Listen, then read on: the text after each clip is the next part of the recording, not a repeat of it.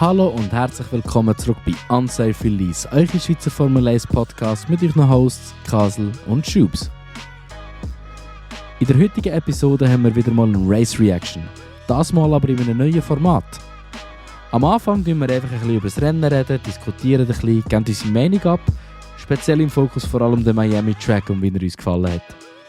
Nachher geht es weiter in der Championship Reihe Folge, zuerst über Backmarkers, Midfield Teams und am Ende auch noch über die Top 3.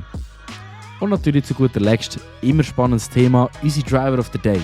Der grösste Talking Point diese Woche ist aber ganz klar der Crash zwischen Mick Schumacher und Vettel. Viel Vergnügen!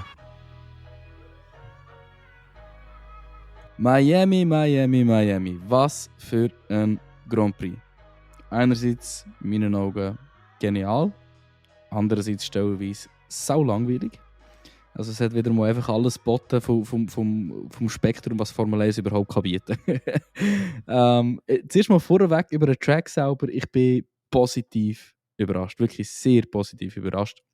Ich finde, es hat irgendwie so ein bisschen Oldschool-Feel und vor allem gerade die Schikanen, die wir noch in unserem Podcast vor Grand Prix darüber geredet haben, dass sie vielleicht, die ist vielleicht ein bisschen zu fiddly und vielleicht ist sie nicht ganz so geil und bla bla bla. Ich finde, das bringt in dem ganzen Track einen riesen guten Charakter. Und etwas, was halt auch wirklich, ich finde, fast ein bisschen zur Spannung dazu getragen hat, was ich nicht erwartet habe, ist der Fakt, dass man so eine klare Racing-Line eigentlich bekommen hat. Das ist etwas, wo ich bei IndyCar gibt es ein Extrem, dass du einfach nur eine gute Racing-Line hast, weil sie immer wieder auf ein bisschen viel verregnete Strecken fahren, oder viel putzte Strecken fahren auch, wo nachher der Untergrund immer wieder den Gummi verliert, eigentlich, wo abgelegt wird, oder der Abrieb. Und normalerweise, hindert das eigentlich ein bisschen das Racing. Man versucht nicht so viele Overtakes, aber es ist überraschend überhaupt nicht so gewesen. Also man hat Moves gesehen, die Leute sind extrem kreativ geworden, wo sie überhaupt versuchen zu überholen. Und ja, also mein einziger Kritikpunkt, den ich effektiv an Miami habe, ist, irgendwie hat das mit der DRS-Zone nicht ganz so aufgegangen. Und ich meine das im Sinn von, dass DRS einfach gar nicht gebracht hat. Aber das mag auch einfach am Motorenunterschied eigentlich von Red Bull oder beziehungsweise von Honda und Ferrari liegen, dass wir dort nicht ganz so viele Overtakes gesehen haben. Aber ich muss wirklich sagen, ich bin vom Track und vor allem auch von der Atmosphäre rundum, von der Show, die es gegeben hat, positiv überrascht. Obwohl ich nicht so ein riesen Fan bin von dem ganzen Showzeugs. Aber sie haben es 100'000 Mal gesagt, das ist das grösste Event von dem Wochenende und alle Celebrities und die ganze Welt steht. Und ich glaube, das hat auch wirklich gestimmt. Es war ein riesen Event gewesen. Also so viel mal zu meiner Meinung über den Grand Prix oder über die Strecke selber. Ich weiß nicht, wie siehst du das? Ich finde es immer gut, dass unsere Meinungen so weit voneinander gehen. Das ist eben schön. Das ist eben schön. Also, wo soll ich anfangen? Ich glaube, die Aussage, dass der Zirkus um den Circuit grösser war als auf dem Circuit, trifft ziemlich gut zu. Also, ich schaue Formel 1 wegen dem Racing und nicht wegen dieser verdammten Show, die rundherum ist. Und mir denkt es einfach halt, also ich verstehe, es ist Amerika steht auf das, aber für mich war es einfach zu viel gewesen. Sorry, also der hure Zirkus rundherum, ob das wirklich muss sein, sei dahingestellt. Ich meine, ein Otto Normalbürger hätte das eh nicht können finanzieren, so eine Eintritt dort, weil die Tickets eh schweineteuer gewesen sind. Und das Rennen an sich, muss ich auch ehrlich sagen, ist sehr trocken gewesen, bis Runde 47 oder 46, wo es dann nachher mal ein bisschen abgegangen ist. Aber gehen wir später noch darauf ein. Sonst muss ich eigentlich wirklich sagen, der Track, also das Layout vom Track hat mich schon gut angesprochen und ich glaube, die Strecke hätte schon Potenzial, aber der Belag, der gewählt wurde, ist halt einfach Trash gewesen. Und von dem her ist halt, ich denke, wo das Racing ein bisschen ausbleiben, das versprochen wurde ist. Aber ich denke, wenn sie die Strecke aufs Nächste noch mal ein bisschen optimieren, also vor allem was den Belag anbelangt, wird sicher auch etwas möglich sein, weil eben, du hast ja wirklich nicht können, abseits von der Ideallinie hast nicht können fahren, scheint es. Das war wirklich eine Katastrophe gewesen. Und mir muss ich ganz ehrlich nicht dazu sagen. Also ich bin ja, nicht so happy gewesen mit dem Rennwochenende. Hat einfach so, schon das Showzeug gross das hat mich gar nicht abgeholt. Ich finde das gar nicht geil. Klar, es gehört auch ein bisschen dazu. Ich meine, es ist der erste Grand Prix in Miami gewesen und ich verstehe das schon auch, aber ähm, ich, also ich meine, ich habe ein paar Experten sowieso Expertenkommentare und so habe ich gelesen, also so Ex-Formel 1-Fahrer und so haben viele Kommentare abgegeben zu der Strecke und sagen wir mal überwiegend fast 75% oder mehr haben gesagt, dass die Strecke nicht vom Leistniveau hat und alles und muss ich einfach auch dazu stimmen. Also die hat mich gar nicht abgeholt.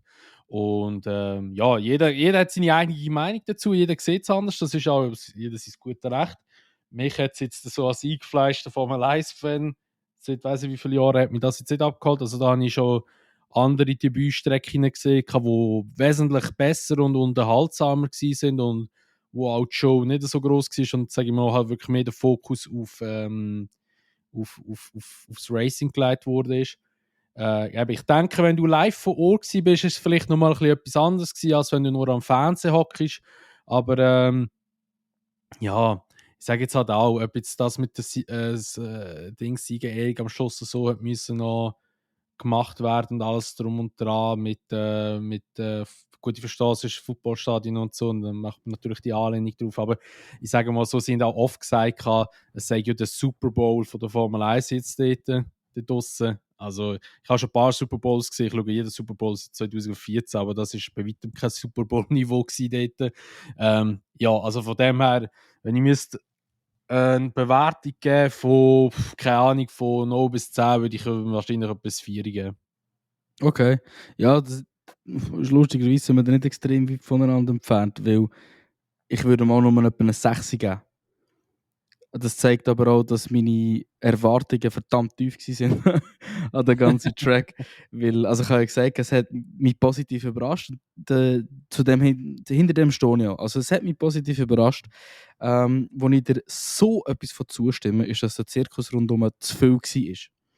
Etwas, was mich hure aufgeregt hat, sind die verdammten hure Celebrities die ganze Zeit überall auf dem Track. Das Grid war vor allem vor dem Rennen so überfüllt gewesen, mit irgendwelchen Leuten, wo irgendwie ein Interesse an dem Sport faken. Ja, es regt mich einfach auf. Ich weiß nicht, irgendein Rapper oder etwas ist durchgelaufen, ich weiß nicht mal, wie der heißt, oder irgend so ein Reggaeton-Künstler oder weiß auch nicht was. Oh, thank you Formula One for this opportunity. This is a great moment in my life. Alter, komm, shut the fuck up. Du hast keine Ja, Ahnung von Formel 1, ich wirklich. weiss, welches Interview, das habe ich glaube ich 6 gesehen. Ja, nein, das hat mich einfach so Ja, aufgeregt. Auch also, der Willy, also ich muss sagen, weißt du, er, der ja Post-Race-Interview gemacht hat, du hast einfach gemerkt, dass ich keine Ahnung von was er schnurrt. Kein Bit. Das hat mich wirklich einfach, das Siegerehrung auch, stimme ich dazu. Es ist too much gewesen. Und nachher noch mit dem Hinternumfahren von Max, wo null Sinn gemacht hat. Und nachher, das ist einer meiner grössten Aufregmomente vom ganzen Wochenende gewesen. Wir haben endlich den hohen Cooldown Room wieder, gell? Und während dem Cooldown Room, währenddem sie eine spannende Diskussion hat, schalten sie weg zum Publikum. ja. Was interessiert mich das Publikum, wenn wir endlich wieder den Cooldown Room haben? Ja, vor allem Alter, der gerade nach der Rennen die Interviews gemacht Ja, hat. der Was Willy, ist das ja, für ja. ein Dude gewesen, Mann? Ich glaube Oh, eben, der ist selber auch irgendwie im ja, Rennbusiness. NASCAR-Fahrer ist er gewesen oder so. Ja, Das aber habe der ich hat keine mitbekommen. Ahnung gehabt, Kollege. Ja, aber das Geile ist das gewesen, wie einfach der Leclerc und auch der Sainz, die einen hohen Schiss von ihm. Ja, Du hast in den Augen gesehen, die einen hohen Angst bekommen. so voll eingeschüchtert. Aber ein Punkt, der Punkt, wo ich halt nicht ganz zustimme, ist, dass, wo du gesagt hast, eben, dass die Strecke nicht Formel 1 würdig sei. Ich muss wirklich sagen, Das die habe ich Strecke nicht selber. gesagt. Ich sage das, wo gesagt wurde, ist. Ja, aber dass du dem zustimmst, hast du gesagt. Ja. Ja, Aber ich habe es gesagt. Ich Ja, stimme ja. der Aussage zu. Ich quote dich schon nicht falsch, keine Angst. Ja, also es ist einfach dort, darum muss ich wirklich sagen, mir selber hat die Strecke gefallen. Und zwar nicht zwingend von einem Racing-Standpoint. Monaco ist von einem Racing-Standpoint auch nicht geil. Aber es ist ein Spektakel, die Kernen gesehen, dort durchflitzen. Und was mich einfach geil gedacht hat, ist zu sehen, wie die Fahrer halt verschieden mit dieser Strecke umgehen, was sie für andere Linien fahren, wo sie das Gefühl haben, dass man kann überholen etc. Und vor allem der Mittelsektor, wo, also das Geschlängelte dort, das erste ist so ein bisschen okay, nachher kommt ja die unhure schwierige Linkskurve, wo sie wirklich perfekt hitten, dass sie einerseits nicht abspinnen und andererseits genug Speed eigentlich für die lange Straight da bekommen, wo nachher auf Kurve 12, glaube ich, 12 oder 13 zugeht. Und nachher der Teil, der erste harte Abbremsteil, wo sie nachher dort den langgezogenen rechts gehen, wo so wie so eine kleine Russland-Omega-Kurve ist. Diesen Teil, finde ich, habe ich so geil gefunden, um die Kerren dort durchgesehen fetzen. Weil die haben zum Teil Speeds dort drauf gehabt. Vor allem die Heli-Perspektive, wo du perfekt siehst, wie nah sie an der Wand entlang gehen und wie sie mit den Tracklimits am Spielen sind. Da muss ich wirklich sagen, hat mir extrem gefallen. Und hure viele Fahrer haben sich eben auch wirklich so kleine Fehler dort erlaubt. Und ich finde, dort hast du einfach auch ein bisschen rausgesehen, wer bringt Qualität Lap für Lap, oder? Und wer hat einfach immer wieder ein bisschen Mühe. Und dort muss ich schon sagen, rein zum Zuschauen habe ich es geil gefunden. Als Racing-Spektakel nicht so. Und wegen dem ist für mich die Bewertung vom Track selber auf ein 6 gelüpft. Ja, die bleibt bei mir 4 von 10. Gesamt, also alles drum und dran. Weil es ist schon so gewesen, dass halt, also der Belag hat sicher eine grosse Rolle gespielt, weil eben der Belag ist nicht gut gewesen. Das haben mehrere Fahrer auch gesagt, dass der nicht so Wahnsinnsburner sei. Es ist ja verständlich, wenn die Strecke nicht noch neu ist und es ist halt wirklich, sie haben gerade mal W-Series ist ja noch gefahren, also die Frauenformel. Und sonst haben sie ja keine F1, keine F2, keine Porsche Ja, gehabt, aber keine gar weißt nicht gehabt. ja, aber es geht nicht um das. Sie haben ja, die Amerikaner haben ja scheinbar extra einen speziellen Tier genommen. Ja, Der ein bisschen gröber ist, der sagt so wie Schmiegelpapier entpaar. Es ist genau der gleiche Tier, den sie im IndyCar auch haben. Wo eben soll bessere Grip geben. Ja. Aber da haben eben viele Fahrer haben gesagt, also der Norris hat gesagt, dass eben der Grip oder so, oder beziehungsweise einfach die Strecke an sich oder der Belag gar nicht für die Formel 1 gemacht sei. Und das hat man verdammt gemerkt. Das kann man vorstellen. Und ja, das ist halt dann eben schon ein bisschen scheiße. Ich glaube, da müssen sie halt einfach fürs Nächste wirklich einen anderen Belag nehmen, das müssen sie verbessern. Und sonst eigentlich, wie gesagt, ich bin mit dem Streckenlayout her, bin ich eigentlich auch zufrieden gewesen. Ich habe den Sektor 1 habe ich sehr geil gefunden, muss ich ehrlich sagen. Gerade es ist ja zuerst rechts oder wird links und dann wieder rechts schnell. Das ist eine recht schnelle Kombination. Und das hat so geil ausgesehen auch dort. Dort haben sie die Kamera recht nice herplatziert noch. Und ich finde auch die Schikane von der langen Straight, wo ja 1,2 Kilometer oder so war, also die Fahrer haben sich tödlich aufgeregt wegen dem. Ich habe es auch noch nice gefunden zum Zuschauen. Weil es hat sich halt oft so Fehler getrieben, die Kurve dort oder die Schikane. Und das habe ich nice gefunden. Ja, es ist vor allem mit den neuen Autos halt geil zum Schauen, weil für so schnelle Kurven sind die halt gemacht, oder? Ich habe generell das Gefühl gehabt, gerade der erste Sektor ist auch der gewesen, der zu den meisten Fahrfehlern eigentlich geleitet hat. Und ich meine, dort können wir eigentlich auch gerade übergehen zu den Backmarkers, weil dort im Sektor 1 sind eigentlich die grossen Talking Points und die grossen Crashes auch passiert.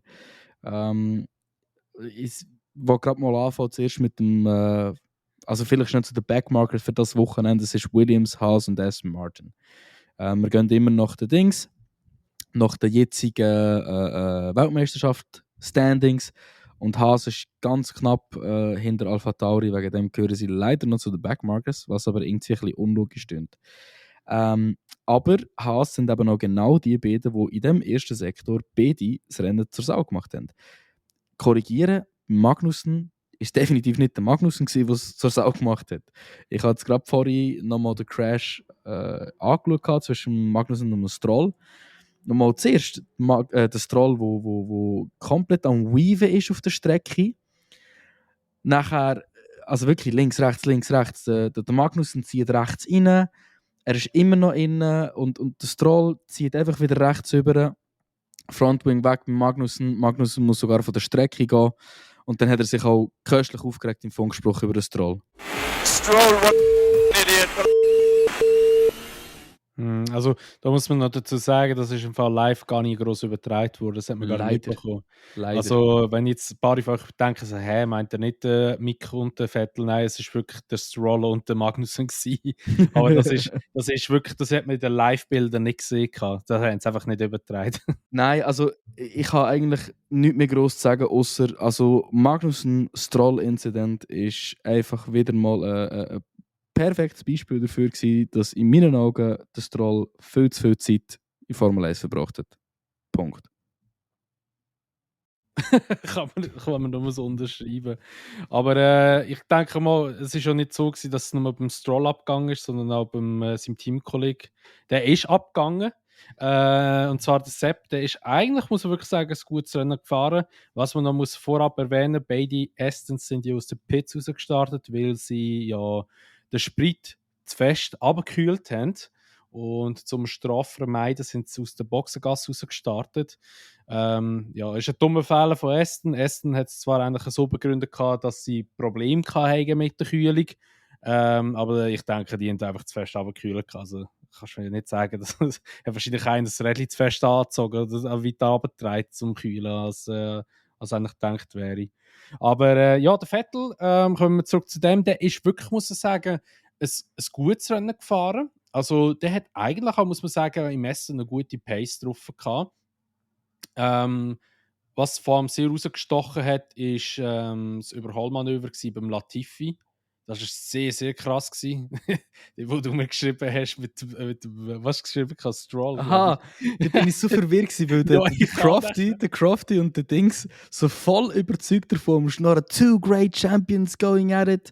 Der Alonso und der genau. Vettel Alonso sind und voll Vettel das ist gewesen, Städtel am ja, Mann. genau. Und ich so, boah, Alonso und Vettel, hey, wenn die zusammen fahren, merkst du einfach, wie viel Erfahrung auf der Strecke.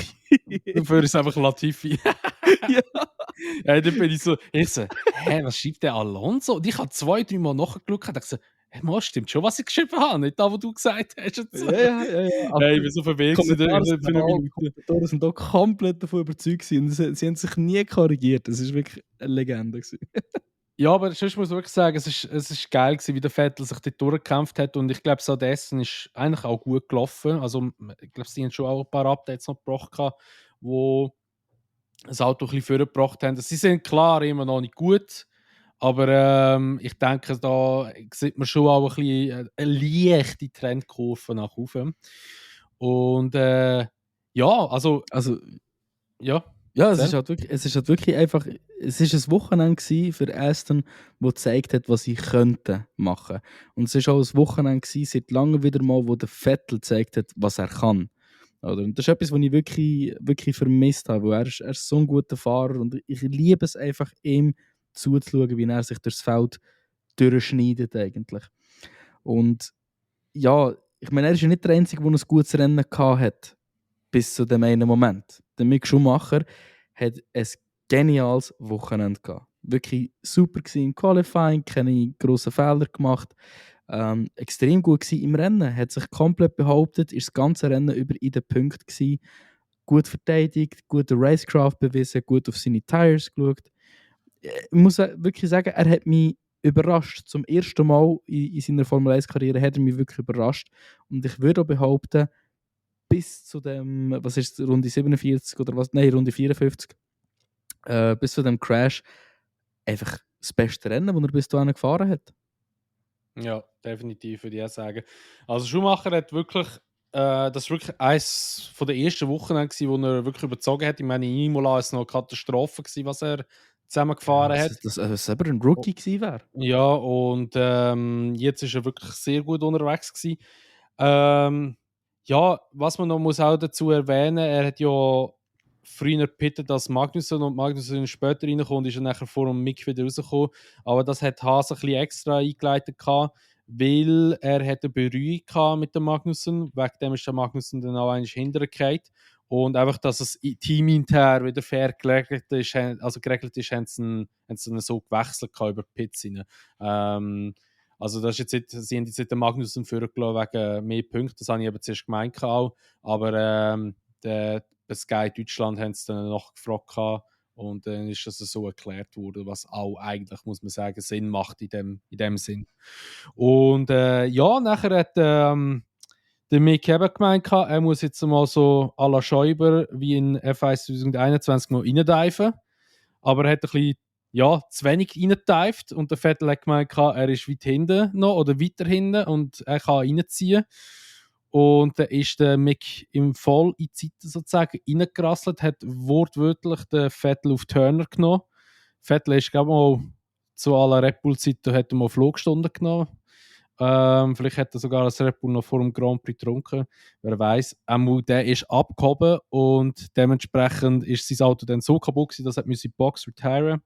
Der Mick ist dann noch in die Box reingekommen, hat noch einen neuen Frontflügel genommen, aber für sie oder für ihn oder für Haas dort ist natürlich das Rennen auch gelaufen gewesen dann.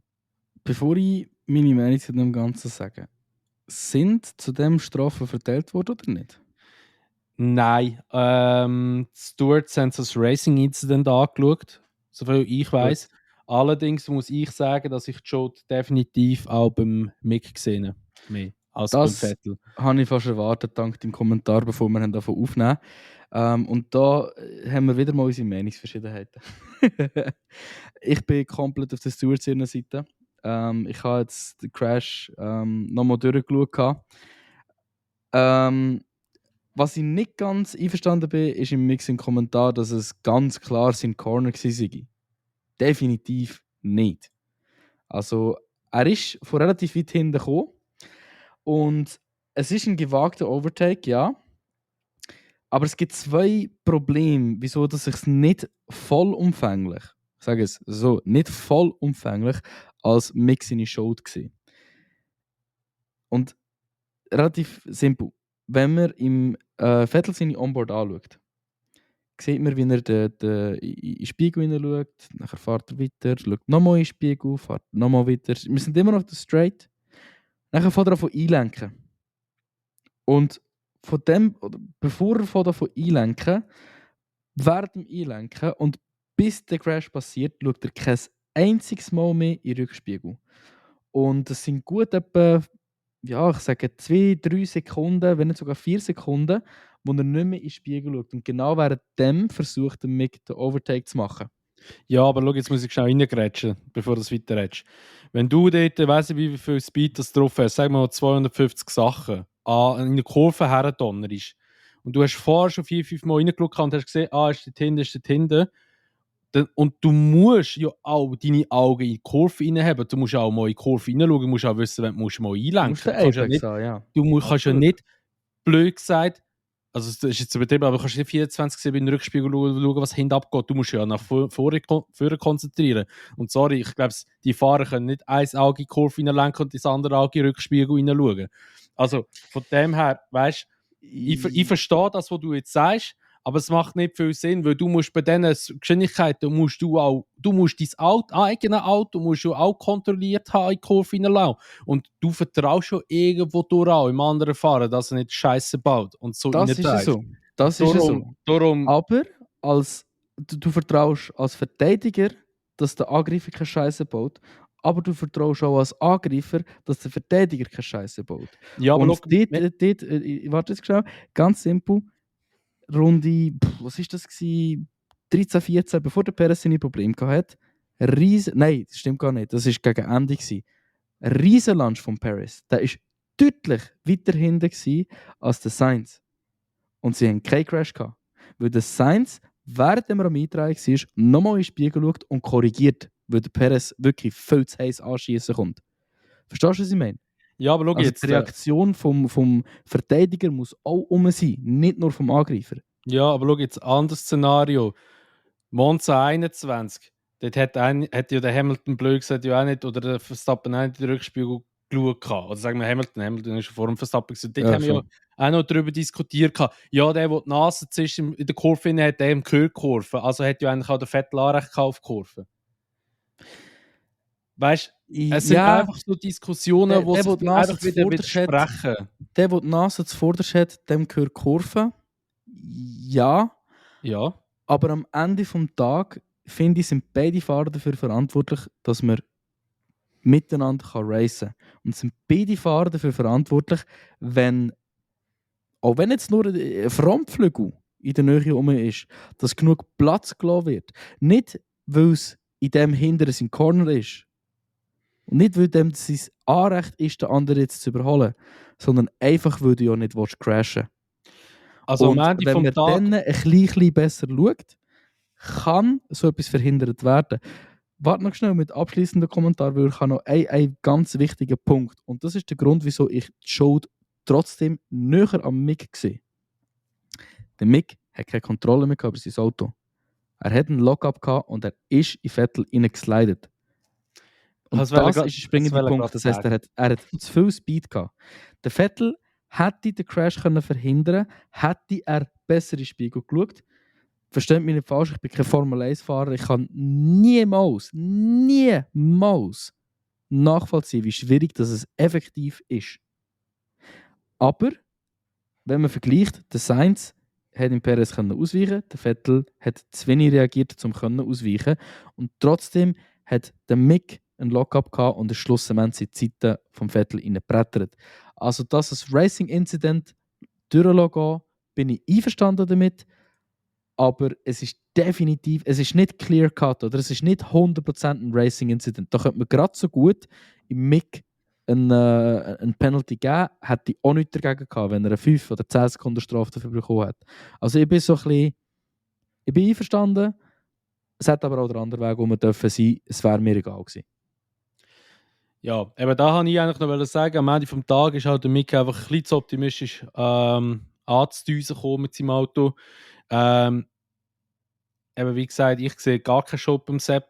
Klar, man könnte immer sagen, ja, hätte er noch einmal geschaut, hätte er es verhindern vielleicht, hätte er die Lenkung auftun. Er hat es jetzt nicht gemacht, weil er vorher 2-3 Mal reingeschaut hat, er hat gesehen, er ist noch hinten dran wahrscheinlich. Und eben wie gesagt, ich denke, als Fahrer, aber an einem gewissen Zeitpunkt musst du halt, ich meine eben, du musst auch egoistisch sein und einfach mal halt dich breit machen, blöd gesagt, und du musst auch für dein Rennen schauen und kannst nicht für die anderen schauen, die anderen müssen eben auch für sich schauen. Und du, eben wie gesagt, in meinen Augen ist Sepp absolut unschuldig. Ich muss auch sagen, jetzt ist es halt als Racing-Incident abgestempelt worden und bin auch voll einverstanden mit dem und soll das halt sagen. Aber eben grundsätzlich, wieso das überhaupt passiert ist, sehe ich halt ganz klar die Schuld bei Mick. Kann ich nachvollziehen. Bin ich nicht gleicher Meinung, aber kann ich nachvollziehen, woher die Begründung kommt.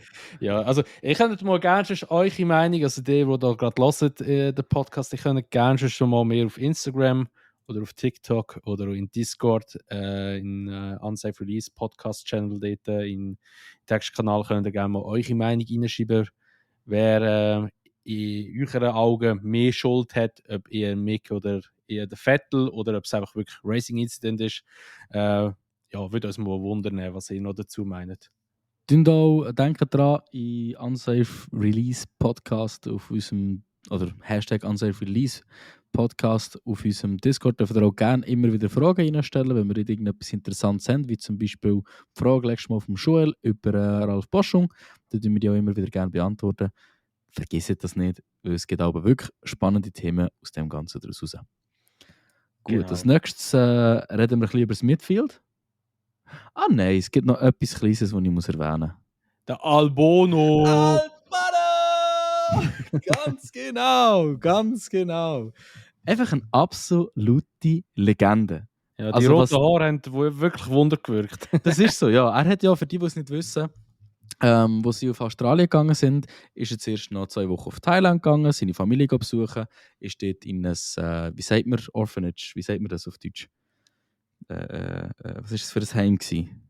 Kinderheim oder was? Ja, ein Kinderheim für Kinder, die keine Eltern mehr haben. Ah, das Waisenhaus. Genau, ich hätte jetzt Bastardenhaus gesagt, aber ein Waisenhaus. Ein Waisenhaus, er ist in ein Waisenhaus gegangen und dort hat er nachher mit den Waisenkindern zusammen seine Haare gefärbt. Wirklich eine geile Aktion gewesen, hat noch einen Fundraiser gestartet, dass die ein bisschen Geld bekommen und ein bisschen Unterstützung bekommen. Und nachher hat er seinen ersten Punkt geholt. Und nachher hat er seine Haare nicht gefärbt für Imola, hat nicht so ein gutes Rennen gehabt. Und hat gesagt, okay, weißt du was, ich tue meine Haare nochmal färben. Wahrscheinlich hat mir das Glück gebracht. Und zack! 2 Punkte. Nicht einen, sondern 2 Punkte, wo da ja noch vorgespult worden ist mit den Penalties, hat er es doch noch auf P9 geschafft. Und es ist unglaublich. Also das, was der Russell Williams hat können bieten, genau das bietet Albon Albon. Der Albon. Albon, der Albon bietet der Albon auch gerade wieder Williams und es macht es wirklich, es könnte mich nicht glücklicher machen. Ja, also sehe ich auch so, der Albon definitiv wieder mal ein sehr starkes Rennen gefahren. Vor allem man hat einfach wirklich auch wieder so ein bisschen wie in Australien, einfach unauffällig. Er ist einfach gefahren und hat aber, wenn es wirklich die Situation gegeben hat zum Punkt holen, ist er irgendwie da und das finde ich auch wirklich geil. Und ja, es ist halt einfach wieder mal ein mehr Druck gekommen für den Latifi, weil der ist wieder auch wirklich unauffällig gewesen. Er hat einfach wirklich dort ein bisschen ein nices Racing gehabt gegen den Vettel, aber mehr nicht. Aber es sind ja schon ein paar Mal Gerüchte umgegangen, eben Latifi eventuell wird er rausgeschmissen aus Williams und vielleicht kommt dann Piastri rein. Wäre sicher ein cooles Szenario. Ich denke auch für Williams wäre es sicher gut, wenn sie 2 gute Fahrer hätten. Aber wieder mal eigentlich mehr bewiesen worden, der Albon gehört einfach halt auch in den Sport, in die Formel 1. Und ich bin gespannt, wie es mit dem noch weitergeht in Zukunft. Definitiv, definitiv. Also ich meine, mit dem ganzen Latifi Geschnorre muss ich ganz ehrlich sagen. Also so, wenn das so weitergeht mit diesen Resultaten und so viel Struggle, wie er mit dem Auto hat, ist er wahrscheinlich schon in der Mitte von der Saison weg. Das haue ich jetzt einfach so raus. Das ist wieder Ja, mal eine gewagte Prediction von mir. ja, aber nein, das ist gar nicht gewagt. Kann ich mir gut vorstellen. Nein, es ist ja so, um das reden ja die meisten in den Gerüchten. Weißt du, dass sie sagen, so, ja, Mitte Saison wahrscheinlich wird er weg sein. Mal schauen. Ja, also absolut meine Meinung. Ja. Absolut meine Meinung. Aber dann Ja, moven wir jetzt zum Mittelfeld, würde ich mal behaupten. Und, ja, ich kann gerade sagen, vom einen gewäschten Driver zum nächsten. zum gewäschten Driver, ja. Was zum ist los mit dem Ricciardo? Also allgemein, also zuerst muss man mal sagen, McLaren Performance an diesem Wochenende ist allgemein auch schlecht gewesen. Also auch der Norris ist recht hintergereicht worden, bevor das er rausgeflogen ist. Aber McLaren Performance ist wirklich das Wochenende nicht rum gewesen. Sie haben jetzt eigentlich wirklich einen Aufwärtstrend gehabt bis nach Imola, hat sogar aufs Podium gelenkt für einen. Aber man muss schon sagen, auch Ricciardo tut sich wieder mal einmal mehr schwer in diesen neuen Autos. Und ich denke auch, für ihn wird es langsam echt schwierig, für weiterhin in der Formel 1 zu bleiben, bin ich ganz ehrlich, wenn ich so offen darf sagen. Ja, definitiv. Ich meine, so gern wie wir beide den Ricky haben, ich meine, er ist eine absolute Legende und wir wissen beide, dass am Tag, wo er kann, dann liefert er. Und ich bin auch überzeugt, wenn er ein gutes Auto hat, dann liefert er. Aber er hat innerhalb vom McLaren-Team einen verdammten Druck. Weil, also schau, ich sage es so, meine These ist, und ich sehe das wirklich gar nicht einmal so unwahrscheinlich. Es gibt einen gewissen Mexikaner in der IndyCar, der verdammt gut ist und unbedingt Formel 1 fahren. Und der heißt Pato O'Ward. Der hat schon öfters gesagt, er hat seinen Wunsch, Formel 1 zu fahren. Und wenn der Ricky so weitermacht, wie er tut, denke ich, würde ihm eine Auszeit nicht schlecht tun. Klar, ich fände es schade, wenn er von Formel 1 weggeht, aber langsam, aber sicher bahnt sich in meinem Kopf an, dass er eine Abmachung mit dem Zach Brown macht. Pato Award 2023 Formel 1, Daniel Ricciardo 2023 IndyCar Arrow, weil die sind jetzt wirklich sehr gut geworden in der IndyCar-Serie. Die sind in den Top 5 eigentlich immer am Mitkämpfen ungefähr. Oder auch sicher in den Top 10. Und ich kann mir vorstellen, dass der Zach, der wird der Ricciardo nicht einfach loswerden. Ich meine, die haben eine gute Beziehung zueinander. Ricciardo ist ein Top-Fahrer. Und ich finde, er passt auch zum McLaren insgesamt. Ich finde, das ist in meinen Augen dort, wo er schlussendlich seine Karriere beenden sollte. Und ich habe das Gefühl, es würde Sinn machen für ihn, ein Jahr mal IndyCar zu fahren, mal etwas anderes. Who knows, vielleicht hat er auch Gefallen daran und sagt, mal, weißt du was, IndyCar ist etwas Neues, es ist ein bisschen trickier zu fahren, es hat kein Powersteering mit, das gefällt mir, weil er liebt Amerika. Er liebt Amerika, vor allem Texas und all das Zeug, der fühlt sich so wohl dort. Who knows, vielleicht würde er dann länger bei IndyCar bleiben oder vielleicht würde er dann eben merken, wie sehr er Formel 1 verpasst und dann muss er halt alles geben, um den Zach Brown zu überzeugen, um wieder zurückzukommen. Und ein Pato O'Ward, bin ich überzeugt, würde einen verdammt guten Job machen neben einem Lando Norris. Ist jetzt halt, ich weiss, es ist sehr weit vorgegriffen, so eine Idee, aber ich weiß auch nicht, was haltest du davon? Bullshit. Du willst einfach nicht, dass er weggeht. Nein, schau, also ich bin ganz ehrlich, irgendwann geht jeder Fahrer aus der Formel 1 raus. Ja, du musst immer noch so sehen, halt IndyCar ist halt nicht Formel 1, ist halt immer noch etwas anderes und Formel 1 ist auch nicht IndyCar. Ich kann mir gut vorstellen, dass der Ricciardo nicht in die IndyCar geht. Ich glaube nicht, dass ihm das wird gefallen, der Sport. Denke ich jetzt mal. Ich könnte mir ihn eher ein bisschen bei einem NASCAR eher noch vorstellen, wahrscheinlich. Oh ja. Oh Ähm, ja. aber ja, ich weiß nicht. Ich glaube, wenn er nicht mehr Formel 1 fährt, dann tut er komplett retire aus dem Motorsport. Oder macht vielleicht irgendwie so in Australien, gibt es ja auch so Serien, wo sie so mit diesen huren Trophy-Trucks da so über verdammte Sprünge reinballern und so. Das hat er ja auch schon mal gemacht und hat er hure geil gefunden. Ich kann mir aber gut vorstellen, dass er irgendwie wieder zurück nach Australien geht und dort irgendwie so ein bisschen motorsportmäßig etwas betreibt. Aber Ja, nicht mehr vielleicht auf so. Zweiräder. Er hat ja immer gesagt, als Kind sei er völlig überzeugt gewesen, er will irgendwann mal Motorrad fahren. Ja, eben ein TÜV oder ein Motocross, whatever. Irgendwie so etwas in die Richtung könnte vielleicht auch sein. Wer weiß. Aber ja, ich denke auch, weißt du, deine These, die du gemacht hast, eben, dass es vielleicht aus der Formel 1 geht und dann nachher eben IndyCar und vielleicht wieder zurückkommt. Also, ich glaube, wenn der aus der Formel 1 geht, wird der nicht mehr zurückkommen. Ich bin immer noch der festen Überzeugung, dass er nie hätte dürfen Red Bull verlassen, wo er hätte sollen den Vertrag, den er bekommen hat, und er hat auch einen bekommen, hätte sollen annehmen und hätte halt sollen neben Max Verstappen blöd gesagt Fahrer Nummer 2 werden, aber er hätte können immerhin noch um Wins fighten und hätte auch sicher ein gutes Auto noch gehabt. Weißt klar, für ihn ist das, ich verstehe es natürlich schon, fürs Ego ist scheiße, wenn du einen Vertrag bekommst und weißt, ja, ein Teammate, der einfach jünger ist, weniger Grand Prix gefahren hat, weniger blöd gesagt, Erfolg hat bis jetzt als ich, kriegt mehr Geld über und wird das Fahrer Nummer 1 behandelt und ich Nummer 2. Hätte es jetzt bei McLaren anders? Denke es nicht. Weißt du, was ich meine? Ja. Also ich stimme dir absolut zu. Also ich bin wirklich der Überzeugung, wäre der Ricky bei Red Bull geblieben, dann hat Red Bull erstens in 2021 nicht nur den Fahrertitel geholt und ich glaube eben auch, dass sie in 2020 wirklich na gut, nein, also um Platz 1 hätten sie schon nicht können kämpfen, aber sie hätten sicher ein paar mehr Wins reingeholt. Ja, vor allem hätte er auch ein paar mehr Wins geholt für sich. Ja, sicher. Ich meine, wie viel hat er? 10 insgesamt? Nein, Oder 6 oder 7. 6 oder 7. Ja, 7 7 mit sind es, Monza. glaube ich, ja. 7 mit Monza. Und ja, jetzt fährt er halt einfach seit 4 Jahren im Midfield ein bisschen umeinander, gell? Ja. Ist schade, aber c'est la vie. Im Midfield-Battle sonst auch noch haben wir Alpine, Alfa Romeo und Alfa Tauri. Das Team, das für mich wieder mal rausgestochen ist Alfa Romeo. Klar, ist schade wegen Joe, aber der Bottas ist so etwas von komplett sein Alter. eigenes Rennen gefahren. Also, das ist nicht normal. Ey, ich weiß ja nicht. Also, weißt du, ich muss sagen, ich bin ja. Ich habe den Bottas ja schon, das hat er auch schon gesagt, ich habe den Bottas schon immer eigentlich einen recht coolen Typ gefunden. Das ist der Oder immer Underdog. so einen sympathischen. Ja, Und ja. ich weiß, dass beim Hamilton oder mit dem Hamilton zusammen ist auch klar gewesen, dass er Fahrer 2 ist und so alles drum und dran. Aber jetzt bei Alfa Romeo, der Typ, ey, der wird einfach zu einer Legende von dem Sport. Ich sage das, wie es ist. Wie der von Mercedes weggeht und jetzt bei Alfa Romeo einfach eigentlich, also rein Qualifying-technisch, immer bessere Ergebnisse reinholt als Mercedes, ist einfach krass. Und er gibt einfach so keinen Fick auf alles, blöd gesagt. Er fährt einfach sein Ding und macht auch ein bisschen Promotion für sein Gin, den er da produzieren tut, noch nebenbei.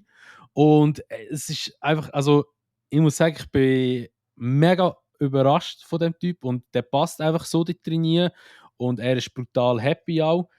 Und ja, also ich bin so gespannt, was der noch liefert in den nächsten paar Rennen.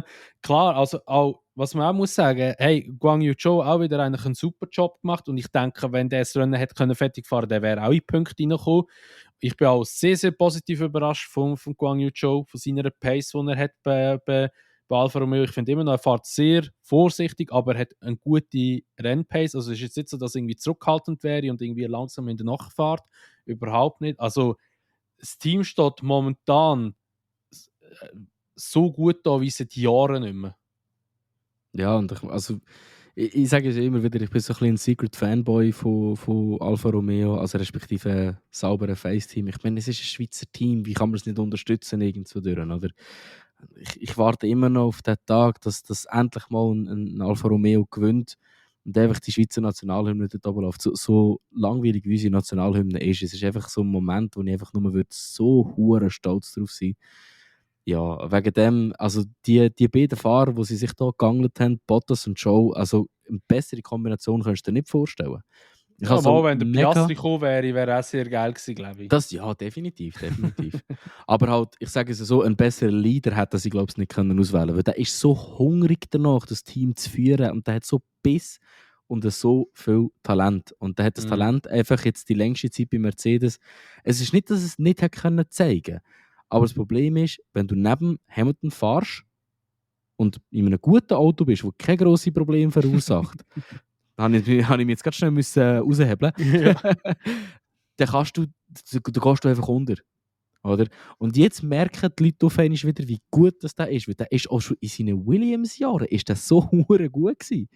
Und kaum ist er bei Mercedes gewesen, ist er auf einmal so untergegangen. Ja, aber Komisch, wieso? jetzt oder? mal ehrlich, ich habe schon das Gefühl, dass der bei Mercedes nie die volle, oder das volle Potenzial im Auto Nein, hat, logisch nicht. wie Der hat auch wie mit der dem Druck nicht Hamilton. ganz so können umgehen. Ich glaube, das ist ein bisschen sein Problem gewesen. Also weißt du, ich meine jetzt mehr so, ich gehe mehr auf die Schiene raus, dass er irgendwie immer so ein bisschen im Baseback hat. Weißt du, also, dass der Hamilton irgendwie so mehr immer Leistung bekommt. Conspiracy Theories with Castle. Ja, also nein, also, weißt du, es kann doch nicht sein, blöd gesagt, dass der so gut performt.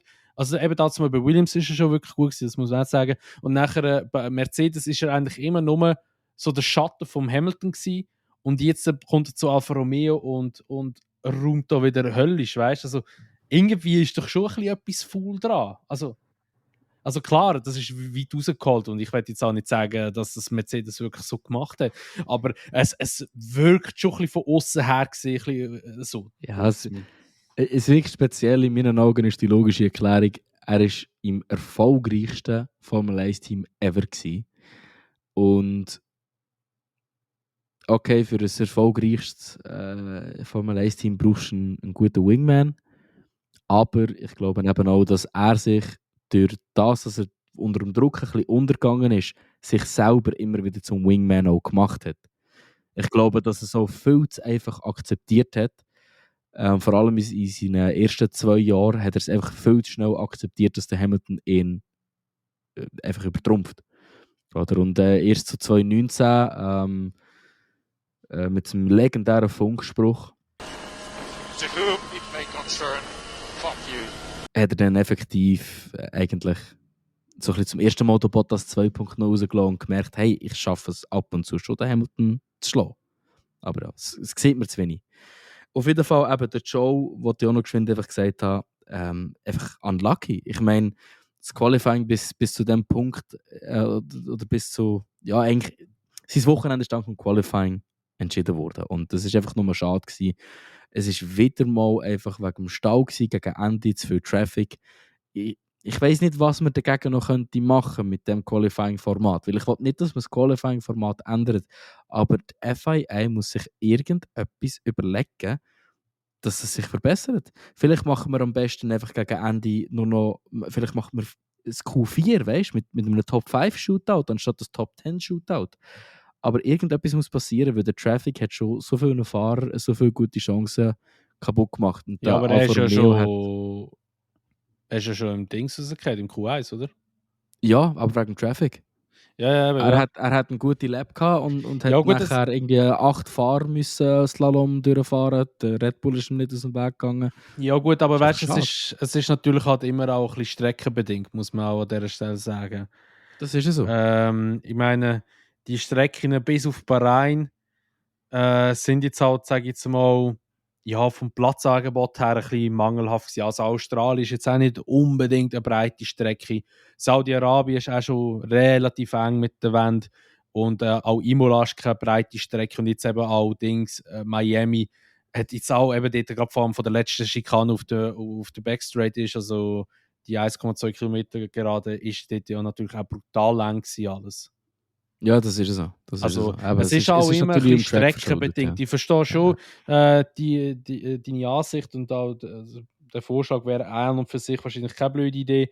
Aber ja, eben wie gesagt, es ist auch ein bisschen streckenbedingt. Ich glaube, wenn wir jetzt mal in Spanien sind, dann könnte es vielleicht ein bisschen besser funktionieren. Mal schauen. Ja, wir sind gespannt auf jeden Fall. Bevor wir noch zu den Frontrunners, also beziehungsweise Top 3 switchen, wollte ich noch ganz kurz über Gasly reden. Stimmst du mir zu, dass es eines von seinen schwächsten Rennen war? Bis dahin? Oder meinst du, es war nur wegen der Damage, den er ja, hatte? also gut, du musst auch so anschauen, die Yuki Tsunoda ist auch wieder recht zurückgereicht worden. Also ich glaube, so Alpha Tauri hat auch wieder keine gute Pace gehabt auf dem Grand Prix, auf dem Circuit. Allerdings bin ich der Meinung, dass der Crash zwischen Norris und Gasly im Norris-Fehler war und nicht im Gasly seinen. Ja, bin ich auch. Gut. Aber das hast am Sonntag noch nicht gesagt. Mal, ich glaube, das hast du schon gesagt. Nein, am Sonntag hast du dich darüber auf... Ich weiß nicht mehr genau, ob du gesagt hast, ob es Oh, einfach dumm nein, ich habe eine war. Sprachnachricht geschickt und habe gesagt, ich habe nur geschrieben, was machen die eigentlich? Ja, stimmt. Aber, du hast glaub ich, nicht ganz so Stellung dazu bezogen. Ja, also das Ding ist halt einfach das. Ich finde, also ich verstehe, der Gasly hat sich ja vorher verbremst in dieser Kurve. Also er hat ja auch, glaube ich, irgendwie eine Berührung gehabt und hat dann nachher ein Problem bekommen. Ich weiß nicht, mit wem das war. Ist echt der Alonso gewesen, oder so? Weil der Alonso ist ja recht kamikaze-mäßig unterwegs gewesen, das Wochenende. Ich habe gemeint, es war ein Alpin, wo er ja, es war der Alonso, wo er mit die rechte Hinterachse gefahren ist. Eben. Und seine Hinterachse war beschädigt gewesen. Eben. Also er hat ja dann nachher ein bisschen gestruggelt gehabt und er ist natürlich auch dort bei dieser schwierigen Kurve, wo du so weit Schwung musst holen, dass du reinstechen kannst, zum Weiterfahren, eigentlich, dass du auf der Ideallinie bist, ist er weit gefahren. Der hat sich ja auch der Vettel noch einmal verbremst gehabt.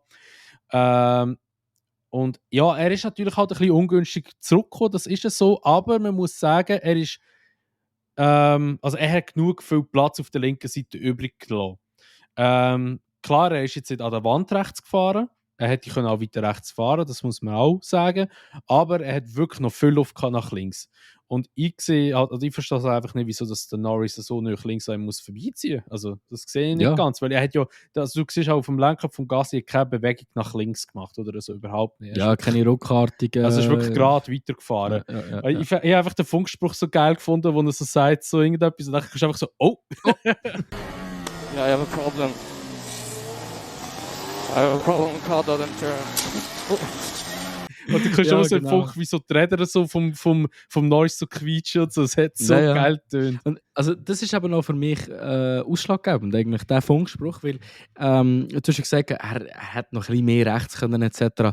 Der ist es so am Struggle gsi. Der ist mit dem Ingenieur am Schnorren gsi in dieser Kurve. Der hat gesagt, hey, irgendetwas stimmt eventuell mit dem Auto nicht. Und dort ist eben für mich auch das Ausschlaggebende. Er merkt, dass etwas mit dem Auto nicht stimmt. Er verbremst sich. Er wird langsamer. Der Norris sieht das alles. Der hat dreckige Reifen. Der Ingenieur hat ihm hoffentlich erzählt, dass er einen Crash hat und vielleicht Probleme hat. Und dann, als Fahrer, der hinten dran ist, dann überlegst du doch zweimal, wie nöch das willst, an einem anderen Fahrer vorbeifahren. Es ist zum ersten Mal in meinem Leben, merke ich, als ich den Lando dieser Weg kritisiere. Aber das war wirklich in meinen Augen ziemlich schwach gewesen, was er dort abgeliefert hat. Und der Gasly ist es so damit beschäftigt, ey, Jungs, was ist mit meinem Auto los? Und noch am Schnarren. Logisch schaut er nicht mehr perfekt in den Rückspiegel, aber er hat ja auch, wie gesagt, keine ruckartigen Bewegungen oder etwas gemacht. Also, ja, in meinen Augen auch absolut im Norris-Fehler. Da gibt es in meinen Augen nicht groß etwas darüber zu diskutieren. Ja, aber sonst stimmt dazu, es war jetzt nicht ein Glanzläscher von Gasly. Allerdings muss man auch sagen, eben, dass halt der Alpha Tauri, wie gesagt, das Wochenende allgemein nicht so eine geile Performance hat.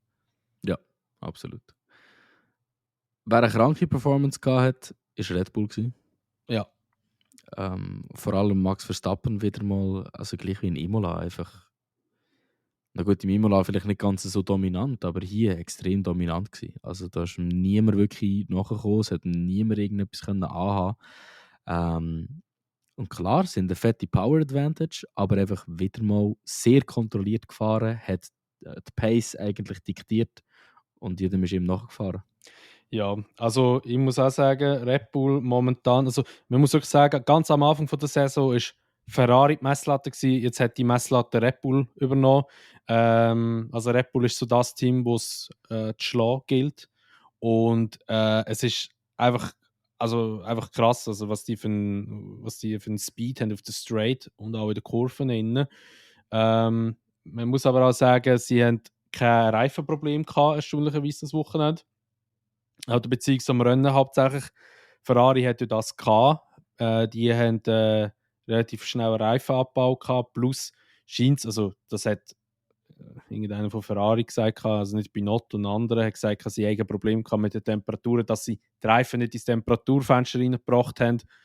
Ja, es ist, ja, muss ich wirklich sagen, recht Red Bull dominant gewesen. Ich glaube, Perez wäre auch ein bisschen mit drin gewesen, wenn er ja nicht Motorproblem gehabt hätte. Er scheint jedenfalls wie lange auf 5 Zylinder gefahren. Habe ich gar nicht mitbekommen. Und dann haben sie ja den Motor umgestellt und dann sei es wieder gegangen. Aber er hat natürlich nicht mehr die gleiche Leistung gehabt wie jetzt ein gesunder Motor nicht mit dieser Umstellung. Also ich meine, der Perez ist ja was ist das in einem Safety Car, ist ja dort nochmal auf Mediums gegangen. Und er hätte ja rein theoretisch, rein von der Reifen her, ja können eigentlich am Sainz vorbeigehen. Aber da hat eben der Motor schon nicht mehr eigentlich auf Full Power gelaufen ist und auf dieser Option, wie man eigentlich könnte Racing fahren, hat es halt einfach nicht geschafft gehabt. Er hat nicht können vorbeigehen eigentlich. Er hat es versucht gehabt, aber ja, bei dem ist es halt dann Blob. Ich glaube, er hat auch seinen Reifen recht kaputt gemacht mit dem Angriff. Ja, dort hat er auch einen Lockup und alles noch gehabt. Also das ist schon ist nicht gerade eine Glanzleistung gewesen, der Move von ihm. Aber ich finde aber, sein Rennen sonst ist eine absolute Glanzleistung gewesen. Also es hat wirklich für die Pace, die er hatte, hat er extrem gut mitgehalten. Und ich muss auch sagen, hat er den Overtake am Sainz können durchziehen und haben und wäre auf P3 gefahren, wäre er für mich ganz klar Driver of the Day gewesen, weil der, wo der Fehler passiert ist, hat er ja irgendwie 4 Sekunden auf einen Klapp verloren und sonst hat er auf den Straights, respektive ich glaube so auf die ganze Runde verteilt schlussendlich, oder ich weiß nicht, ob es nur die letzte Straight war, muss ich vielleicht korrigieren, ich glaube es 4 Zehntel verloren. Stimmt das? Also der, der noch das Motorproblem hatte? Ja, einfach der Rest vom Rennen. Da weiss ich nicht. Also der, wo er angefangen hat mit dem Motorproblem, das angefangen hat auf der Straight 3 Sekunden verloren. Ja, genau. Aber wie viel das er sonst verloren hat, weiss ich nicht. Aber ich glaube, der Gap ist glaube ich, immer etwa 3 Sekunden zwischen den Autos, wo sie die Ziellinie gefahren sind. Also sie sind schon näher beieinander gewesen, aber Kommentatoren im Englischen haben darum mit dem Christian Greg gehabt, und ich bin mir nicht mehr sicher, er hat glaube ich gesagt, dass er auf der letzten Straight 4 Zehntel verliert. Wenn das so ist, müsst ihr euch mal überlegen, wenn er auf der letzten Straight 4 Zehntel verliert, dann hätte er wahrscheinlich sogar noch den Leclerc angreifen, wäre der Motor wirklich Tip-Top 2 gewesen. Oder? Und da muss ich wirklich sagen, hat für mich Driver of the Day fast verdient. Ja, also das habe ich schon ein paar Mal gesagt im Podcast und auch schon oft überall schon erzählt, aber ich finde, der Perez fährt momentan sicher seine beste Saison, die er je gefahren hat. Also die Anfangssaison. Also momentan ist er so gut und eben auf Augenhöhe mit dem Verstappen. Wenn wir nochmal zu Ferrari gehen, muss ich wirklich sagen, Leclerc ist eigentlich ein gutes Rennen gefahren. Dem kann man jetzt nicht irgendwie sagen, so, er sei scheiße gefahren. Er hat ein bisschen Fehler drin gehabt, hier und da mal, darum hat es ihm auch ein bisschen noch Zeit gekostet, um Verstappen aufzuschliessen. Aber eben, es ist schon mehr ein bisschen Strecke für Red Bull gewesen, weniger für Ferrari. Der Sainz hat mich ein bisschen am Start, ja, dort hätte er rein theoretisch, wenn er ein bisschen aggressiver gefahren wäre, hätte er vielleicht den Verstappen noch hinter sich lassen. Das ist ein Ferrari 1-2 und der Verstappen. Aber Verstappen hat auch wirklich einen guten Start gehabt, wenn der Sainz vielleicht ein bisschen mehr breit gemacht hätte oder ein bisschen Brechstangen ausgepackt hätte. Ja, wäre der Verstappen nach, was ist das gewesen, Turn 2, hat er ihn, glaube ich, überholt dort. Ja, wäre vielleicht nicht dran vorbeigekommen, hätte vielleicht müssen zurückstecken, aber er hat ihn dann dort doch noch eigentlich relativ gut durchgelassen, sage ich jetzt mal. Ja, er weiss durchgelassen, nicht unbedingt, aber ja. Er hat ihm auf jeden Fall viel Platz gelassen. Ja, es war ein faires Überholmanöver gewesen, sagen wir mal ja, so. Ja, das auf jeden Fall. Also es ist sowieso zwischen diesen beiden ist immer gutes Racing, habe ich das Gefühl. Verstappen und Sainz. Ja, würde ich schon sagen, ja. Aber ich kann mir schwer vorstellen, dass Ferrari nach dem Imola-Debrief gesagt haben, wir wollen geile Resultate sehen von dir. Ich glaube nicht, dass es geheißen hat, Junge, hör mal auf zu crashen, bitte. Und ich glaube eben, auch wenn es das nicht im Debrief geheißen hat, dass es einfach im Sainz sein Ziel war, mal ein Rennen wieder beenden. Und ja, wenn man das in Perspektive setzt, ist P3 okay. Er hat immer noch nicht happy ausgesehen. Und Nein, das ich ist meine, auch das nicht. kann er auch nicht sein, weil er weiß ganz genau, was möglich wäre. Ja, Aber es ist das besser so. als kein P3. Ja, er will einfach halt, was ich einfach beim Sainz, also was ich glaube, was beim Sainz einfach braucht, ist einfach, dass er mal seinen ersten Win holt und dann Ja. ist er befreit. Der Ich glaube, löst sich, auf ja. ihm lastet das so viel Druck, weil er weiß, hey, wir haben ein siegfähiges Auto. Mein Teammate holt die Siegs, aber ich fahre nur Scheiße. Und das ist so belastend, das muss so ein Druck auf ihn oben sein, das ist unglaublich. Aber ja, ich weiß nicht, also er hat mich jetzt nicht enttäuscht das Wochenende, aber ich denke, es wäre sicher auch wieder mehr drin gewesen. Er hat schlussendlich einfach, wenn wir wieder die drei anschauen, Verstappen, Leclerc, Sainz, ist er halt einfach wieder nur hinten nachgefahren. Ja, das ist ja so. Also ich meine, er hat ein bisschen gewirkt wie das, was der Perez letztes Jahr gemacht hat. Einfach immer ein bisschen dabei gewesen, aber nicht wirklich dabei gewesen. Ja, genau. Irgendwie so ein bisschen knapp ins Podium hineingespielt, aber auch nicht wirklich.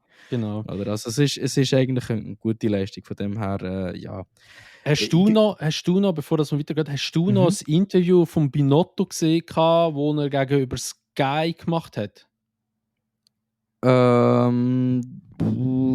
Nee, ich glaube, wir wollen das Gleiche sagen gerade. Ich kann nämlich auch noch abschließend zu Ferrari etwas sagen. Also, Aber ja, sag mal. ja, also Gott denk kaum Binotto. Ich wollte einfach alle Ferrari-Fans an dieser Stelle nochmal beruhigen. Sie haben kein einziges Update gemacht. Und auch der Binotto hat gesagt, wir haben kein einziges Update gemacht. Für das, dass die bis dahin kein Update gemacht haben und immer noch wirklich eigentlich fast, eben Red Bull ist schon die Messlatte, aber sie sind immer noch nicht weit drunter unter dieser Messlatte. Muss man wirklich erstens sagen, mal Respekt. Die haben von vorneweg das perfekt gekittet, die neuen Regulationen. Und zweitens einmal tipptopp. Wenn die jetzt ein anständiges Update bringen, das sie effektiv auch schneller macht, sind sie wieder die Messlatte. Und wegen dem wollte die Ferrari-Fans alle ein bisschen beruhigen. Es kommt schon wieder gut. Keine Angst. Ja, und ich denke, die nächsten Updates werden wahrscheinlich in Spanien kommen. Weil eben Spanien ist so ein Update-Land. Ist ja ursprünglich immer das erste Rennen in Europa und dort war eigentlich immer so das, wo sie, also die meisten Teams haben dort immer ihre ersten Updates mitgebracht, weil es halt einfach Logistik her, oder von der Logistik her gesehen, ist halt, ja, macht es am meisten Sinn. Also, über den See die Updates bringen, ist halt immer ein bisschen scheiße. Das hat ein anderes Team gemacht, wo wir nachher gerade dazukommen. Ich werde noch nicht den Übergang dort drauf machen, sondern ich wollte noch schnell kurz noch anmerken, der Binotto hat eben auch noch gesagt, im Interview von Sky, dass er schwer davon ausgeht, dass Red Bull schon extrem viel Geld in die Updates investiert hat und dass er das Gefühl hat, dass sie irgendwann den Geldhahn zudrehen wegen der Budgetobergrenze. Das heisst, eventuell, dass vielleicht Red Bull unter Umständen Mid-Season oder gegen Ende-Season plötzlich nicht mehr so stark wird dastehen, weil sie halt einfach nicht mehr Updates können bringen wegen der Budgetobergrenze, weil sie halt die schon relativ schnell erreicht haben, weil Red Bull hat ja jetzt doch recht viel Updates noch gebracht in Imola. Ich glaube, auf Miami haben sie auch noch etwas gebracht wieder. Und vor allem haben sie halt viele Zuverlässigkeitsupdates, die sie machen müssen, die halt natürlich auch Geld kosten. Und darum, wie gesagt, also die Saison ist noch lange noch nicht vorbei, die WM-Entscheidung ist auch sicher noch lange noch nicht vorbei. Klar ist jetzt momentan Red Bull, sage ich, die Messlatte, das habe ich vorher schon gesagt, aber das kann sich sehr, sehr schnell wieder kehren. Ja, definitiv. 100%.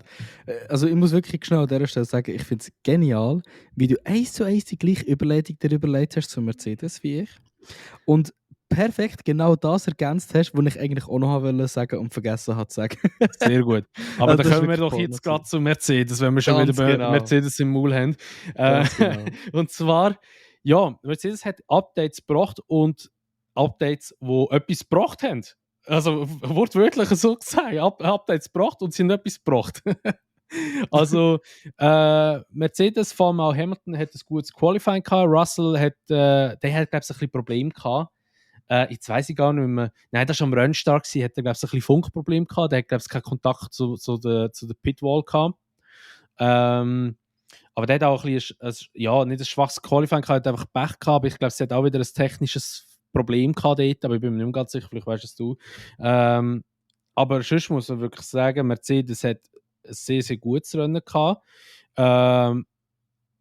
Russell, das habe ich schon im Gabo gesagt, ich weiß auch, was jetzt kommt. Russell hat wieder mal mehr Glück gehabt. Und das ist auch so, weil beim Russell haben sie wirklich eine Strategie auftischen gehabt, halt mit der Hoffnung, es kommt ein VSC oder ein Safety Car und es passt gerade zum Pidden. Und es ist auch so eingetroffen, dann er ist auch hure lang auf den Harz unterwegs gewesen. Also der ist schon 47, 46 Runden auf den Harz gewesen. Pirelli selber hat nicht gedacht, dass sie so lange draußen bleiben mit diesen Reifen, aber der Hart hat wirklich gut gehabt. Und das ist ihm natürlich ein bisschen entgegengekommen.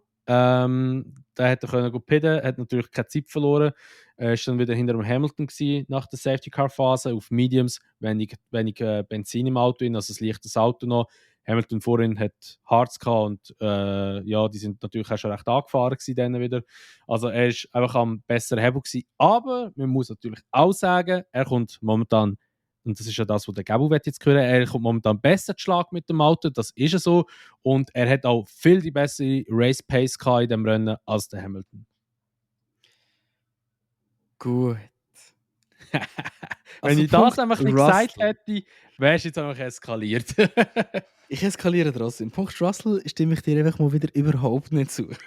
Was echt? Nein, absolut. Also, das, was du gegen Ende gesagt hast, 100%, das habe ich im letzten Podcast auch schon so gesagt, das ist einfach so. Ich meine, man sieht es ja, man kann es nicht belügen, dass der Russell besser zu Schlag kommt. Aber ich sehe nicht, dass du sagst, dass der Russell in dem Rennen Lack hat. Wow. Der Russell hat eine andere Strategie gehabt, weil er sich eine andere Strategie erzwungen hat. Er hat gesagt, Jungs, meine Reifen fühlen sich gut an. Warten wir doch noch auf einen eventuellen VSC. Sie hätten ihn drinnen haben, Russell hat selber entschieden, draussen zu bleiben. Okay, klar, das VSC muss da auch mal kommen, oder? Das Glück musst du auch noch haben, Aha. oder? Ja. Aha. Du hast jetzt Aber- selber das Wort ins Maul genommen. Ja, das definitiv. Aber am Ende des Tages war er der, der gesagt hat, nein, ich bleibe noch draussen. Oder? Und okay, ich meine, nicht so, dass der Hamilton das noch nie gemacht hat. Ich meine, das ist auch genial, wenn es um so Sachen geht. Hat auch schon oft durch das Glück bekommen. Aber am Ende des Tages, you gotta be there to win it, oder? Aber ja, Aber was soll es ich hat sagen? gleich Glück gebraucht, dass eine Safety-Car-Phase gekommen ist. Es hat Glück gebraucht, Weil dass du ein musst Safety Car überlegen, es gekommen sind, ist. es sind schon. ja 10 Runden von Rennen, die ist er Anfang in die Pits gekommen, etwa 12 Runden von Rennen, die plus minus ist er in die Pits gekommen. Also so lange ausziehen. Also klar, einerseits mal Respekt, dass du die Reifen so lange kannst am Leben halten und noch eine gute Pace hast, muss man immer anrechnen, das ist ja so. Aber es hat gleich eben Glück gebraucht, dass ein Safety Car gekommen ist, weil es hat auch, blöd gesagt, auch gar kein Safety Car können kommen. Oder es hätte auch früher eins können kommen, wo vielleicht auch dann im Hamilton eine Karte gespielt hätte. Whatever. Wir wissen nicht, was gekommen wäre, wenn es so oder so gewesen wäre. Aber eben, ich möchte nur festhalten, er hat gleich Glück gehabt. Du musst einfach zugeben, er hat gleich Glück gehabt. Ja, aber er hat sich das Glück erzwungen. Sagen wir es Du so. kannst dir kein Glück erzwingen. Entweder das passiert oder das passiert nicht. Entweder du hast Glück oder du hast kein Nein. Glück. Du kannst dir kein Glück erzwingen, weißt du? Nein, du kannst mehr Pech haben, du kannst mehr Glück haben, das stimmt schon, aber du musst, wie gesagt, du musst auch an die Position hinkommen, dass dir das Glück etwas bringt. Oder? Und da gibt es Situationen, wo man wirklich kann sagen, wie zum Beispiel Saudi-Arabien, wo einfach wirklich nur wirklich verschissen sind für den Hamilton. Dort war es so knapp gewesen. Das irgendwie 10 Sekunden, nachdem er beim Pit durch ist, wechselt das VSC in ein Safety Car und dann hat es sich Ja. wieder gelohnt zum Das Pitten, war oder? wieder bitter gewesen, ja. Das ist wirklich einfach bitter Also, gewesen. sie Aber haben ich ja- finde, in dieser Situation hat auch der Hamilton die Möglichkeit gehabt, den Reifen so weit rauszuholen und er hat es nicht gemacht. Genau, also ich wollte noch gerade sagen, er hat ja gerade mit dem Bono noch Diskussion gehabt wegen Pidden. Es wäre, glaube ich, auch gegangen, aber er hätte ja das nicht wollen. Ja, eben, und das ist das, was ich meine, oder? Weil der Hamilton ist auf Hards gestartet, der Russell ist auf Mediums gestartet. Der Nein, Russell umgekehrt. ist bis... Umgekehrt. Nein, Der, nein. der Russell ist auf Hards gestartet und der Hamilton ist auf Mediums gestartet. Ich habe dort die Lapchart vor mir. Nein, das stimmt nicht. Der Russell kann ja nicht mit Mediums 47 Runden reinfahren und nachher mit Hards weiterfahren. Das macht ja keinen Sinn. Er ist mit Hards gestartet, 100 Pro. ist gut, ist gut, sorry, ich habe es falsch gelesen. Gut. Ist gut, excuse, korrigieren. Nein. Bitte schneid das raus. Ja. Nein, musst nicht. Auf jeden Fall. Ja, also generell kann ich schnell einfach sagen, Mercedes, es ist nicht so, dass ich denke, sie holen immer noch nicht die Performance raus aus dem Auto, die sie könnten. Aber man hat schon mal ganz klar gesehen, dass Purposing, es ist noch es ist aber nicht mehr so aggressiv, wie es vorher war. Und das stimmt mir wirklich positiv, dass sie es doch noch werden schaffen, doch noch werden den Rang bekommen, zum wirklich wieder weiter rauskommen. Aber für mich der grosse Talking Point bei Mercedes ist der absolut geile Fight, den der Russell und der Hamilton hatten. Und dann nicht nur einmal. Die haben zum Teil, die Kamera hat zwar nicht immer zu ihnen geschaut, aber Ja. das Battle, das sie live gezeigt haben, ist es so göttlich gewesen zum Zuschauen. Wirklich zuckersüß, das Battle. Ja, also da ist wirklich so, also es ist jetzt nicht so gewesen, dass jetzt irgendwie der Hamilton einfach mal den Russell so gern vorbeigelassen hat. Also der hat wirklich für seine Position gekämpft. Und ich finde es ein bisschen schade, man hat so das, er hat ja auf der Straight hat ja der Russell den Hamilton eigentlich überholt, glaube ich. Und danach ist plötzlich der Hamilton wieder eigentlich vor ihm gewesen. Und danach ist er wieder, hat es wieder das Rücküberholmanöver gegeben vom Russell oder so, ich bin mir nicht ganz sicher. Aber sie haben leider nicht alles gezeigt. Also da hat man müssen dann ein F1-CV haben und dann alles auf der Onboard sehen, dass man da können live verfolgen, wie das abgegangen ist. Aber also wie gesagt, der Hamilton hat es dem Russell jetzt nicht gerade einfach gemacht oder hat ihn einfach vorbeigelassen. Er hat schon müssen ein bisschen fighten für seine Position. Und ja, aber eben schlussendlich der Russell hat einfach in dem aktuellen Stadium, wo sie dort gefightet haben, hat er halt einfach das bessere Auto gehabt mit der besseren, also nicht also das bessere Auto, einfach die besseren Reifen hat er gehabt. Und ja, also der Hamilton ist nicht happy gewesen. Das kann man sagen. Definitiv nicht, definitiv nicht. Ich meine, auch das Endresultat ist natürlich unlucky gewesen. Also es ist lucky und unlucky gewesen. Also ich meine, was ist das gewesen? Runde 47, 48 umeinander. Ist der Hamilton noch vor dem Russell gewesen, alles tipptopp, oder? Kein Problem. Bottas macht einen Fehler und das ist wirklich, bin ich traurig gewesen. Ich habe dort auf mein Pult geschlagen. Das hat mich aufgeregt. Weil, ja, ich meine, es wäre ein P5 gewesen und nicht ein P7. Aber anyway, für Mercedes natürlich perfekt gewesen. Beide haben ihn überholen und der Russell hat dort einfach, oder der Hamilton hat den kürzer gezogen, ist doch noch hinter Russell gefallen, wäre eigentlich Hamilton P5 gewesen. Am Ende des Tages, beide haben es verdient, für Mercedes hure geil. Und weißt, wenn du jetzt überlegst, dass die gegen Ende Saison vielleicht wieder vorne mitfahren könnten, die haben in den ersten paar Rennen so stabil immer wieder Punkte geholt. Das wird denen so extrem helfen in den Championship Standings. Also der Russell hat immer Punkte okay. geholt. Ja, das Also, stimmt, ja. Der Russell ist auch, glaube ich, der einzige Fahrer, der P5 oder besser sich immer in jedem Rennen abgeschossen hat. Also kein anderer Fahrer hat es geschafft bis jetzt. 2 P4, 1 P3 und 2 P5. Genau, weil der Verstappen hat schon einen DNF geholt, Perez hat DNF geholt, Leclerc ist auch schon hintergekehrt, ein P8, 9 abgeschlossen in Imola oder so etwas. Oder P7, weiß ich auch nicht, was er wurde. Sainz hat ja auch schon DNF geholt und der Russell ist eigentlich wirklich der einzige Fahrer, der so gesehen noch kein DNF geholt hat, aber immer besser das Rennen abgeschlossen hat. Das ist schon extrem gute Leistung, muss man ihm wirklich anrechnen. Ja. Und der Toto Wolff, da kann ich auch noch dazu sagen, der Toto Wolff hat ja auch noch ein so ein Interview gegeben wegen dem Auto an sich. Und er hat auch gemeint, man hat jetzt gesehen in Miami, dass das Purposing oder Bouncing, wie auch whatever, nicht mehr in dem Stadium ist wie auch schon. Also es ist besser geworden. Vor allem. Uff. Und sie möchten weiterhin an ihrem Fahrzeugkonzept halten, also ihre Philosophie mit den Sidepods und alles, also das möchten sie beibehalten. Da möchten sie jetzt nicht gross etwas ändern, hat er gesagt, weil sie sind immer noch eben, wie gesagt, fest überzeugt, sie können das alles beheben und sie können mit dem Auto, wenn es funktioniert, auch vorne mitkämpfen. Und da muss ich ja wirklich sagen, da glaube ich im Toto voll, weil wir jetzt eben wirklich gesehen haben, sie haben 3 Updates gebracht, eben Heckflügel, Frontflügel und Unterboden, und es hat wirklich schon viel besser funktioniert. Kann man wirklich sagen, man kann sagen, es hat wirklich viel besser funktioniert. Und ich bin wirklich auch optimistisch, dass wenn sie da noch mehr Updates bringen, wo das Bouncen wirklich komplett rausnehmen können oder wirklich extrem minimieren, dass sie da wirklich auch vorne mitfahren können. Ob das Mitte Saison wird der Fall sein oder eher erst gegen Ende Saison, sei dahingestellt. Zum Abschluss kommen wir natürlich zu unserem Driver of the Day. Das ist immer ein spannender Punkt zu besprechen. Und für mich ist der Driver of the Day ein Fahrer, der fast nicht gezeigt worden ist.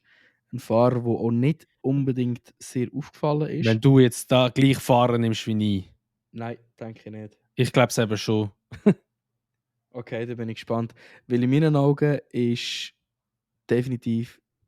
Es ist eigentlich schlimm, dass ich das mal sage, weil es ist der Fahrer, den ich am wenigsten gerne habe auf dem ganzen Grid, aber Esteban Ocon. Ja, ich auch! Hey, jetzt ernsthaft. Ocon hat einen Crash in FP3, kann das Qualifying nicht fahren. Wie viele G sind es gewesen? 51G hat 51 der Einschlag. Also der 51 Einschlag hat nicht mal so G. grob ausgesehen, aber hat gleich 51G gehabt.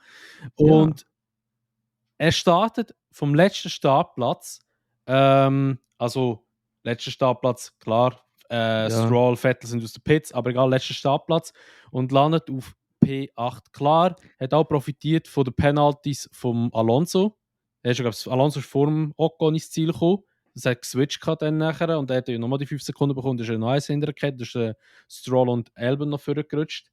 Aber der Esteban Ocon, der ist wirklich gut durchs Feld durchgekommen.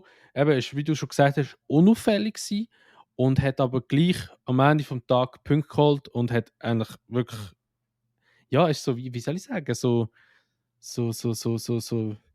keine Ahnung. Er ist halt einfach vorgefahren, er ist plötzlich halt dort gewesen.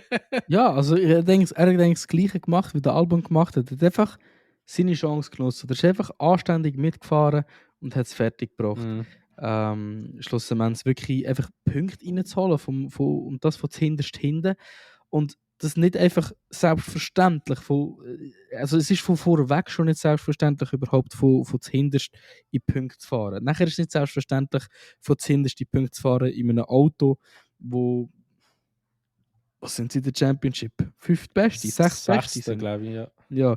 Und dann kommt noch zu allem dazu, dass der einen Impact hat von 51G und schon am Anfang vom Rennen gesagt hat, dass er sich eigentlich nicht ganz so auf 100% fühlt.